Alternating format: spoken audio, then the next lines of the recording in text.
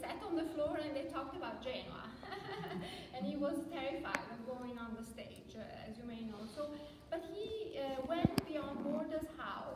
Through literature, because he was an avid reader, as you all know, and so he read a lot, Buddhist, of course, Masters, and so that's why Fabrizio De André is really one of those songwriters that brings literature to his songs as an honor, like the French songwriters used to do, the chansonniers. So this is my friend who at the publishing company in Genova. It's called Galata, and I will let him, if let's see if technology works as far as I uploaded this video. No. Oh yeah. Okay. Yes. I upload this on YouTube, and I. Can you hear it?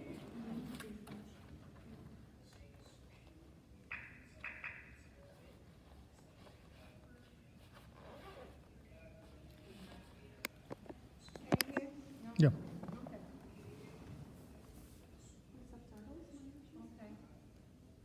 Okay, I can pull up the script actually because, I'll pull up this here so you can read it because I uploaded on YouTube and I did the subtitles.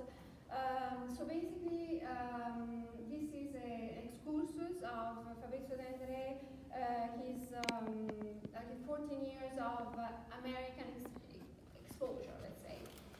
His friendship with Riccardo Manerini, who was the real poet, genuine poet, who inspired him.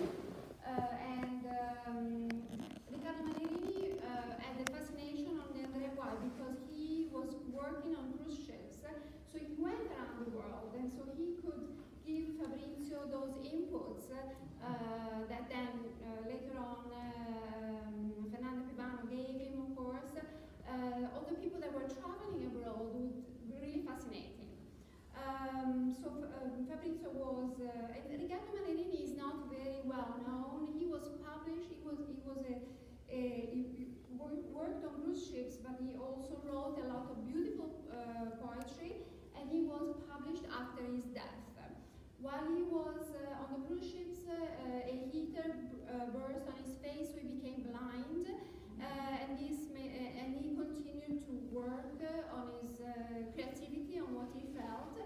And he used to hang out in a bar in Foce, in a neighborhood in Genova, where also Luigi Tenco used to go, Fabrizio De André, but they were much younger, so they would not go to that bar just to talk about literature. They would go there to drink sodas, and they were much younger. But Manerini had a great influence on De André.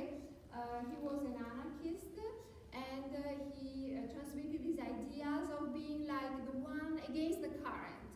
And this is an idea that he always felt. He felt, although he was coming from a bourgeois family, De André, so he was well off, but he would hang in the vicoli, and he would always be on the side of the underworld, let's say. But in a way that, just to bring up, to have these voices heard, the voice of the prostitutes, the voice of the drug addicts, in a way that society did not want to see at that time. Manerini and De André wrote and Manerini, of course, he was also influenced by Lee Masters, by the American school. And his poetry is actually, he has only one book that's been published by his wife, and you can see if you read this poetry, the influence of Lee Masters. So they wrote in 1967-68, they wrote the lyrics for the album Senza Orario, Senza Bandiera. That's the first album by the band, the Genuine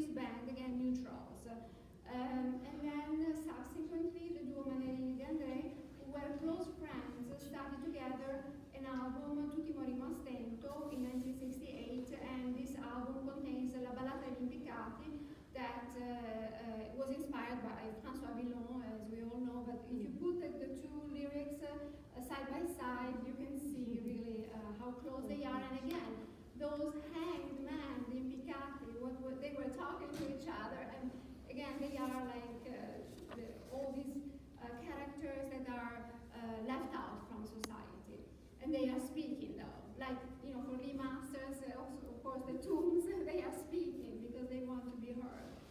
And then Manerini and Fabrizio De André had a fight, and their friendship broke. Yes, their friendship broke. And then Manerini unfortunately committed suicide. Yes, that was very sad. So De André was also, he met, in those years, he also met Nanda Pivano, who, as you know, was the translator, was the person that brought America under the fascist rule, that were American verses or songs were not allowed.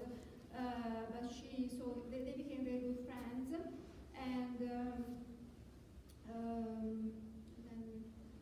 let me see. Okay, so there is this link. It's like a link between Pivano, Lee Masters, and Manerini. In 1975, Fabrizio translated and sang some songs of these songwriters, among which Joan of Arc, Susanne Valiant Cohen, Poverty Lane by Bob Dylan, and then later on Avventura Durango in 1978 with the album Rimini. And then in the meanwhile, Fabrizio had started a collaboration with Massimo Bubola that you mentioned, a young talent that was inspired by the American School of Songwriters.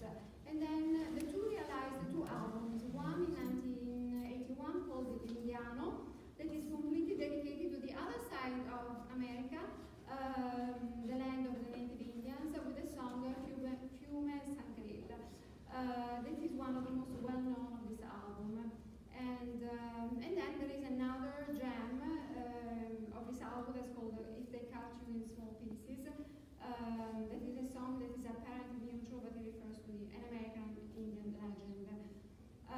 So we can say that from 1967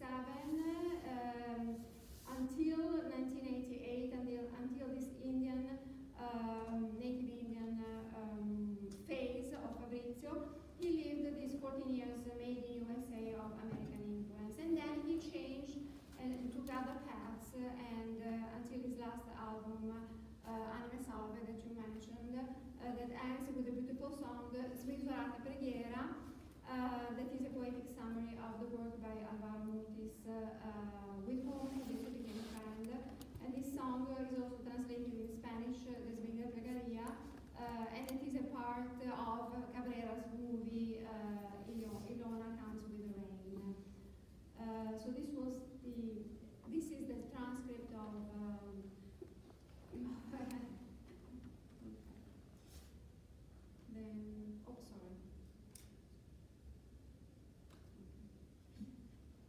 Okay, so this is what Fabrizio De André, I translated in English, thought about Riccardo Manerini. He said he was a very good friend.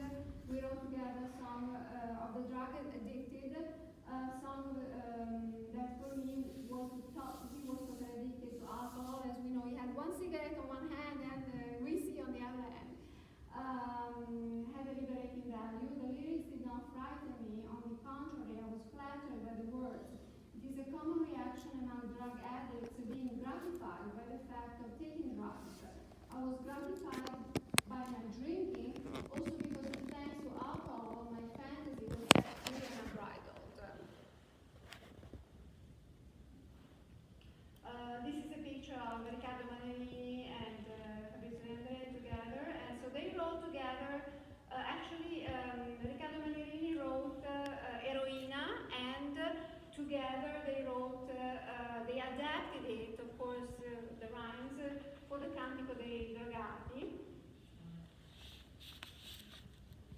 I'll explain that later. So Cantico dei Drogati, which beautiful lyrics, if you're familiar with this, so I'll translate it in English. I fired God, threw away a love to build a void around me, and again we have actually the tarot that you saw in the previous slide.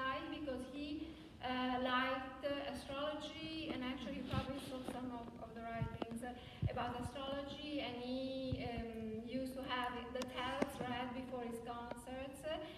Yes, and in the not in this last concert, but the concert before the last, he had on stage the tarot cards, the castle and tarot cards, and the two main cards behind him were death, which in the tarot's world is not death, it's a rebirth to a new life, and the hermit.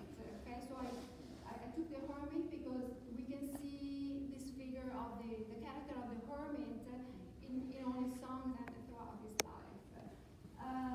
In my soul and heart, the words I say do not have neither shape nor accent. Sounds transform themselves into a dull lament, while among other naked, I crawl, naked like Sarah mentioned in the other song, towards a fire that illuminates the ghost of this obscene play. How can I tell my mother that I am afraid? Who will talk to me again about shining tomorrows where the dancer will sing and the boring will shut up? When I listen again to the wind among the leaves, whisper the silences that the evening collects, I that do not see anything other than glass elves that spy on me, that watch behind my back, how can I ever tell my mother that I am afraid? Why did they not build big garbage cans for the already used days, for these and other evenings? And who will ever be the bouncer of the sun who pushes every day to the scene at the first hours, and above all, who and why has put me into this world where I live my death with a tremendous advance? And he was, without knowing that he would have died, a couple of years after this. How can I ever tell my mom that I am afraid? When the rent runs out of this stupid body, then I will have my prize, like a good note, and I will be cited as admonition to the ones who believe it is good to play soccer with their own brain, trying to launch it beyond the established border that someone has traced at the borders of the infinity. How can I ever tell my mom that I am afraid? You who are listening to me, teach me an alphabet that is different from the one of my cowardice. So, these are beautiful words, I know, very Then the last part of my presentation is the influence of, so we're going beyond borders, from America, we're going to South America, and the influence of Alvaro Mutis, who was Colombian, and he lived in Europe, so that's the perfect combination, the two worlds, and then Mexico City, actually the same destiny as Gabriel Garcia Marquez, who is another one of my literary loves. So Alvaro Mutis, De André, I've been reading for a long time the novels of Alvaro Mutis, and he was particularly fascinated by the character of Macrol. Macrol is a guerrero, is a sailor that stays on top of a sailboat, and he can see far with his binoculars, and he sees the world before other people. So that was the idea of Alvaro Mutis, saying that the poet sees before the other people, and then his role is to tell humanity and the world what the poet has seen. So this Macrol, he goes around the world, and again we have the theme of traveling and seeing and experiencing as much as Manarini actually did. So Mutis in an interview that I don't have time to show you, Fabrizio De André tells the story of how he got the courage to actually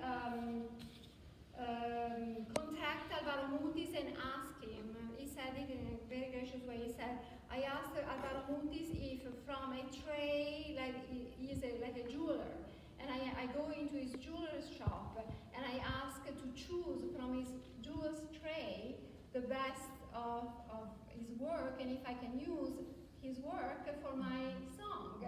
And so he was very timid, he was very shy, as you know. And Alvaro Muti said, of course, yes. And so De André was very happy. And in just one song, which is Smisurata Preghiera, he put together the entire work of Alvaro Mutis, who was very impressed because he said, it is as if he knows me better than myself. And I'll finish with these words by Alvaro Mutis, who says, only a man with a great soul could have written such a thing, a prayer that is really limitless. The elegance, the strength, the grace of those verses dressed with the music as with a dream could only come from a mind and a heart of an immense artist. I doubted that maybe I should have been the one between the two of us, the one flattered to have met the other. So this was a great